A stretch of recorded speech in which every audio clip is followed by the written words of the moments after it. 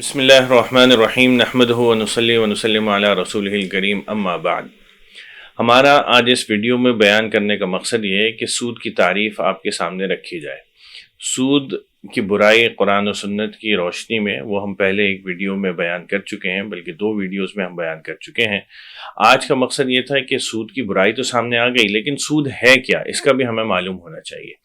چنانچہ حدیث شریف میں حضرت علی رضی اللہ عنہ کی حدیث ہے، اس میں آپ علیہ الصلوۃ والسلام نے فرمایا کل قرض جر منفعۃ فہو ربا، ہر وہ قرض جو اپنے ساتھ کوئی اضافی نفع لے کے آئے وہ ربا ہے، وہ سود ہے۔ قرض کی بنیادی طور پر 2 قسمیں ہوتی ہیں۔ ایک تو قسم وہ ہے کہ میں نے کسی کو 1000 روپے دیے اور اس سے کہا کہ یہ آپ کو قرض میں نے دیا ہے اور کچھ عرصے بعد واپس لے لیا جائے، تو یہ قرض کہلاتا ہے۔ اگر اس پر کوئی اضافی رقم لی جائے گی تو وہ جائز نہیں ہوگی۔ دوسری قسم یہ ہوتی ہے کہ اضافی رقم جو قرض ہے وہ بنیادی طور پر کسی چیز کے ادھار کے عوض میں، یعنی میں نے کوئی چیز خریدی اور اس کی مجھے قیمت ادا کرنی ہے،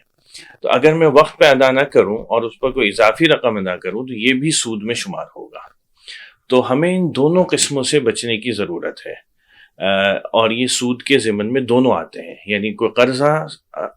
دیا جائے سمپل اور اس کے عوض میں کوئی اضافی سہولت لی جائے، کوئی نفع لیا جائے، یا کوئی اگر ادھار بیچا ہے اور اس میں اضافہ لے لیا جائے وقت پہ ادائیگی نہ کرنے کی بنیاد پر، تو یہ بھی سود کے زمرے میں شمار ہوگا۔ ہمارے یہاں بعض اوقات یہ سمجھا جاتا ہے کہ ہم اگر سودی بینک میں ہم نے کرنٹ اکاؤنٹ کھلوا لیا تو اس پر ہم کوئی سود نہیں لیتے، کیونکہ کرنٹ اکاؤنٹ کے عوض میں تو بینک آپ کو کوئی نفع نہیں دیتا۔ لیکن ہوتا یہ ہے کہ کلائنٹ اپنا رقم کیونکہ اس کی زیادہ ہوتی ہے تو وہ بینک کے پاس رکھوانے کے عوض میں اضافی سہولتیں لے لیتا ہے جو کہ بینک کی پالیسی کا حصہ نہیں ہوتے۔ مثلا وہ بہت بھاری رقم رکھواتا ہے اور پھر وہ یہ چاہتا ہے کہ اس کو چیک بک کی سہولت فری مفت میں حاصل ہو جائے، پے آرڈر اس کے چارجز ویو آف کر دیے جائیں،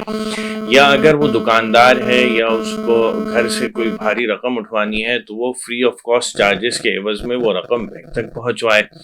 تو یہ ساری جو اضافی سہولتیں وہ لے رہا ہے وہ اس قرض کی بنیاد پر لے رہا ہے کہ جو اس نے بینک میں رکھوایا ہے، یہ سب کا سب سود میں شمار ہوگا۔ اسی طرح بعض اوقات ہمارے یہاں یہ طریقہ بھی رائج ہے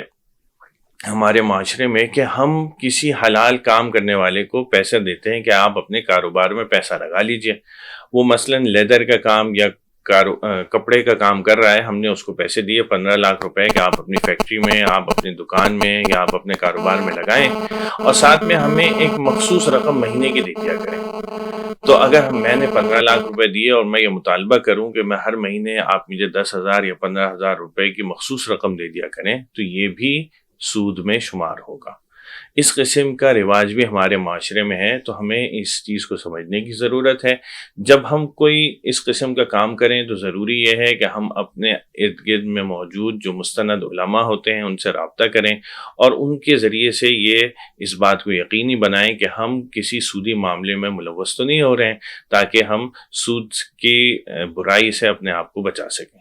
اللہ تعالیٰ مجھے اور آپ سب کو اور پورے معاشرے کو سود سے بچا کے رکھے اور اس کی برائیوں سے ہمیں محفوظ رکھے، اور ہم اپنے معاشرے کو سود سے پاک معاشرے کی طرف لے کر آئیں۔